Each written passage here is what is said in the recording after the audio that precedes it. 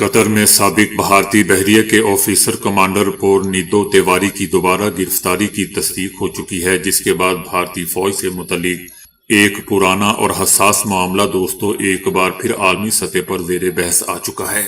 بھارتی وزارت خارجہ نے تصدیق کر دی ہے کہ کمانڈر پورنیدو تیواری کو قطر میں دوبارہ حراست میں لے لیا گیا ہے۔ یاد رہے دوستو کہ انہیں اگست 2022 میں 7 دیگر سابق بھارتی نیوی افسران کے ساتھ گرفتار کیا گیا تھا۔ 2023 میں قطری عدالت نے 8 سابق بھارتی بحریہ کے افسران کو جاسوسی کے الزام میں سزائے موت سنائی تھی، جس پر بھارت میں شدید تشویش پائی گئی تھی۔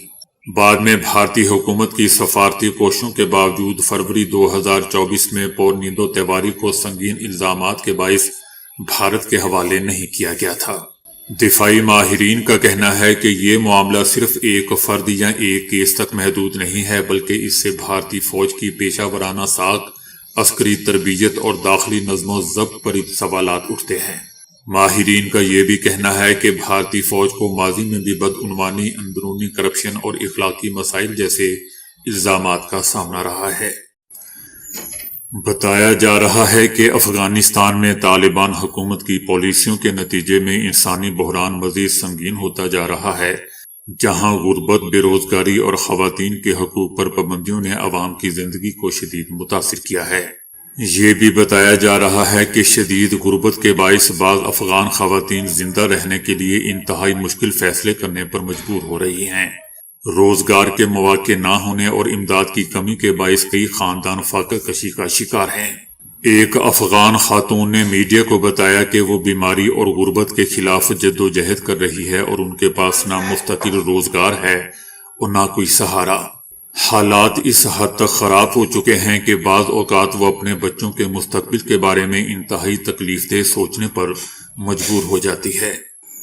طالبان دور میں بے روزگاری اور آزادی اظہار کی کمی نے دوستوں نوجوانوں کو ملک چھوڑنے پر مجبور کر دیا ہے۔ حال ہی میں ایک افغان نوجوان شدید سردی میں ایران اور ترکی کی سرحد عبور کرنے کی کوشش کے دوران جان کی بازی ہار گیا۔ ماہرین کا کہنا ہے کہ طالبان حکومت کے تحت کم عمر اور بالغ خواتین کی موجودہ صورتحال نہایت ہی تشویشناک اور تباہ کن ہے، جس پر عالمی سطح پر مؤثر اقدام کی ضرورت ہے۔ آسٹریلیا نے بھارتی طلباء کے لیے اسٹوڈنٹ ویزے کے قوانین مزید سخت کرتے ہوئے بھارت کو نیپال، بنگلہ دیش اور بھوٹان کے ساتھ دوستوں سب سے زیادہ خطرے یعنی ہائیسٹ رسک کیٹیگری میں شامل کر دیا۔ یہ فیصلہ معمول کے شیڈول سے ہٹ کر کیا گیا ہے، جس کی وجہ حکومت نے ویزا سسٹم میں سامنے آنے والے نئے دیانتداری کے خدشات قرار دیے ہیں۔ بھارتی میڈیا کا کہنا ہے کہ اگرچہ آسٹریلوی حکومت نے بھارت کو اس کیٹیگری میں شامل کرنے کی کوئی واضح وجہ نہیں بتائی، تاہم رپورٹس میں جعلی ڈگریوں، جعلی تعلیمی دستاویزات کے کئی واقعات سامنے آنے کے بعد یہ قدم اٹھایا گیا ہے۔ اس وقت آسٹریلیا میں موجود تقریباً 6,50,000 غیر ملکی طلباء میں سے لگ بھگ 1,40,000 کا تعلق صرف بھارت سے ہے، جبکہ چاروں ممالک مجموعی طور پر 2025 میں داخلہ لینے والے طلباء کا تقریباً 1/3 حصہ بنتے ہیں۔ تعلیمی ماہرین کا کہنا ہے کہ ہائی رسک کیٹیگری میں شامل ہونے کے بعد طلباء کو مالی وسائل، انگریزی زبان کی اہلیت اور تعلیم کے حقیقی مقصد سے متعلق زیادہ سخت دستاویزات فراہم کرنا ہوں گی، جس سے ویزا پروسیسنگ سست اور مہنگی ہو سکتی ہے۔ خدشہ ظاہر کیا جا رہا ہے کہ اچانک تبدیلی سے تعلیمی اداروں اور طلباء دونوں میں بے یقینی پیدا ہو رہی ہے۔ تاہم حکومت کا کہنا ہے کہ حقیقی اور سنجیدہ طلباء کے لیے آسٹریلیا میں تعلیم کے دروازے بدستور کھلے رہیں گے۔ خفیہ دستاویزات لیک ہونے پر قابض صہیونی وزیر اعظم نیتن یاہو کے چیف آف سٹاف کو گرفتار کر لیا گیا ہے۔ اسرائیلی سرکاری ٹی وی کا کہنا ہے کہ صہیونی وزیر اعظم کے چیف آف سٹاف تساچی بروزمین کو حساس دستاویزات کے غیر ملکی میڈیا کو لیک ہونے کی تحقیقات میں رکاوٹ ڈالنے کے سلسلے میں گرفتار کیا گیا۔ بروزمین کو 433 یونٹ میں تحقیقات کے لیے لایا گیا ہے۔ یہ یونٹ 2008 میں سنگین جرائم اور بدعنوانی کی تحقیقات کے لیے قائم کیا گیا تھا۔ اس یونٹ کو اسرائیلی ایف بی آئی کا نام بھی دیا جاتا ہے۔ صہیونی چینلوں کا کہنا ہے کہ پولیس نے بروزمین کی گرفتاری سے پہلے ان کے گھر کی تلاشی بھی لی تھی۔ صہیونی رجیم کی پولیس نے نیتن یاہو کے سابق ترجمان ایلی فلڈسٹائن کو بھی طلب کر لیا ہے، جو پہلے ہی اس کیس میں گرفتار ہو چکے تھے۔ ان کو خفیہ معلومات افشا کرنے اور غیر ملکی ذرائع سے پیسے وصول کرنے کے شعبے میں گرفتار کیا گیا۔ اس سلسلے میں نیتن یاہو کی پارٹی نے ایک سخت بیان جاری کیا ہے، جس میں فلڈسٹائن کا نام نہیں لیا گیا لیکن اوریخ کی حمایت کی گئی اور ان کی گرفتاری کو پولیس کی جابرانہ کارروائی اور سیاسی اذیت کی نئی مہم قرار دیا جا رہا ہے، جس کا مقصد ایک دائیں بازو کے وزیر اعظم کو ہٹانا اور ناکام شباک چیف کو ہٹانے سے روکنا ہے۔ ایران کے سپریم لیڈر خامنائی نے امریکی صدر ٹرمپ کو تنقید کا نشانہ بناتے ہوئے دوستوں کہا ہے کہ فرعون، نمرود اور رضا شاہ کے ساتھ جو انجام ہوا وہی ٹرمپ کے ساتھ بھی ہوگا۔ سپریم لیڈر آیت اللہ خامنائی کا کہنا تھا کہ غرور میں مبتلا ایک شخص خود کو دنیا کے فیصلے کرنے کا اہل سمجھ رہا ہے، مگر اسے یہ یاد رکھنا چاہیے کہ اقتدار کے عروج پر موجود طاقتور حکمرانوں کا انجام کیا ہوتا ہے۔ سپریم لیڈر کا کہنا تھا کہ تاریخ گواہ ہے کہ ظالم، غرور اور طاقت کے نشے میں مبتلا حکمرانوں کا زیادہ دیر تک قائم رہنا بہت مشکل ہو جاتا ہے۔ ایرانی صدر ڈاکٹر مسعود نے بھی امریکہ اور اسرائیل پر ایران میں بدامنی پھیلانے کا الزام عائد کیا ہے۔ دوسری طرف ایران نے امریکہ اور صہیونی حکومت کے خلاف مزاحمت کے دوران مرنے والوں کی یاد میں ملک بھر میں 3 روزہ سوگ منانے کا اعلان کیا ہے۔ یہ اعلان دوستو ایسے وقت میں سامنے آیا ہے جب ایران میں گزشتہ 2 ہفتوں سے جاری بدامنی کے دوران اموات میں اضافہ ہوا ہے، جس کا الزام ایرانی حکام نے امریکہ اور اسرائیل پر عائد کیا ہے۔ ایران کا کہنا ہے کہ یہ دونوں ممالک اپنے مقاصد کے حصول کے لیے ایران میں فسادات کروا رہے ہیں۔ ایران میں حکومت مخالف احتجاجی مظاہروں نے خطرناک رخ اختیار کر لیا ہے، جہاں انسانی حقوق کی تنظیموں کے مطابق 2 ہفتوں کے دوران اموات کی تعداد 500 سے تجاوز کر گئی ہے۔ امریکہ میں قائم حقوق انسانی تنظیم HRANA کا کہنا ہے کہ مظاہروں میں اب تک 490 مظاہرین اور 48 سیکیورٹی اہلکار مارے جا چکے ہیں، جبکہ 10,600 زائد افراد گرفتار کیے جا چکے ہیں۔ یہ ایران میں 2022 کے بعد سب سے بڑے اور شدید ترین مظاہرے قرار دیے جا رہے ہیں، جس پر عالمی سطح پر تشویش بڑھتی جا رہی ہے۔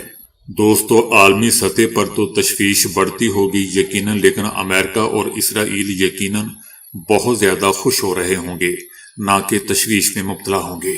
لیکن دوسری طرف ایران نے تاحال اموات کی سرکاری تعداد جاری نہیں کی، جبکہ غیر ملکی میڈیا آزادانہ تصدیق سے بھی قاصر ہیں۔ اس لیے ہم کہہ سکتے ہیں کہ یہ 500، 600 یا 400 جو بھی اعداد و شمار بتائے جا رہے ہیں، یہ یقیناً فیک ہیں یا کم از کم اصل نہیں ہیں۔ دوسری طرف صدر ٹرمپ کو ایران کے خلاف فوجی حملوں، خفیہ سائبر ہتھیاروں کے استعمال، سخت پابندیوں اور حکومت مخالف عناصر کو آن لائن مدد فراہم کرنے جیسے آپشن پر بریفنگ دی جا چکی ہے۔ صدر ٹرمپ نے اس بارے میں کہا ہے کہ فوج اس معاملے کو دیکھ رہی ہے اور ہمارے پاس بہت سخت آپشنز موجود ہیں۔ ایران کی جانب سے بھی دوستو رد عمل انتہائی سخت سامنے آیا ہے۔ ایرانی پارلیمنٹ نے خبردار کرتے ہوئے کہا ہے کہ کسی بھی غلط اندازی کی قیمت بھاری ہوگی۔ صدر ٹرمپ نے کہا ہے کہ ایران کی قیادت نے فوجی کارروائی کی دھمکیوں کے بعد مذاکرات کے لیے رابطہ کیا ہے۔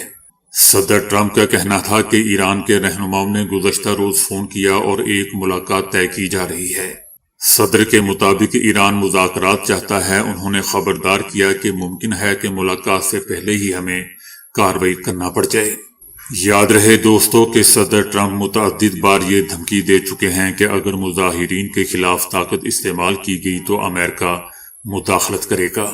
یہ مظاہرے دوستو 28 دسمبر کو مہنگائی میں شدید اضافے کے خلاف شروع ہوئے تھے، جو بعد میں 1979 کے اسلامی انقلاب کے بعد قائم ہونے والے نظام کے خلاف احتجاج میں بدل گئے۔ بتایا جا رہا ہے کہ تہران شہر تقریباً مفلوج ہو چکا ہے۔ مظاہروں کے آغاز کے بعد سے گوشت کی قیمتیں، تقریباً ہر چیز کی قیمتیں دگنی ہو چکی ہیں، جبکہ بیشتر دکانیں بند بھی ہو چکی ہیں۔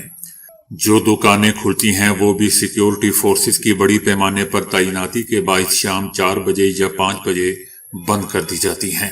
بتایا جا رہا ہے کہ یہ مظاہرے 86 سالہ سپریم لیڈر آیت اللہ خامنائی کی حکومت کے لیے ایک بڑا چیلنج بن چکے ہیں۔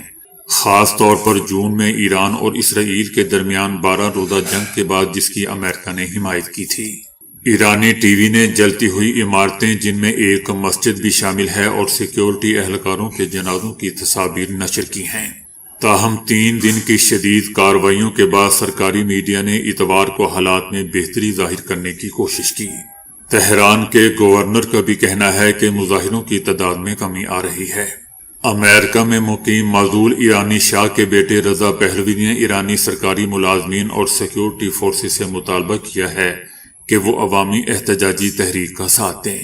سرکاری اداروں کے ملازمین اور مسلح اور سیکیورٹی فورسز کے ارکان کے پاس انتخاب ہے کہ وہ عوام کے ساتھ کھڑے ہو کر قوم کے اتحادی بنیں یا پھر عوام کے قاتلوں کے ساتھ شریک رہیں۔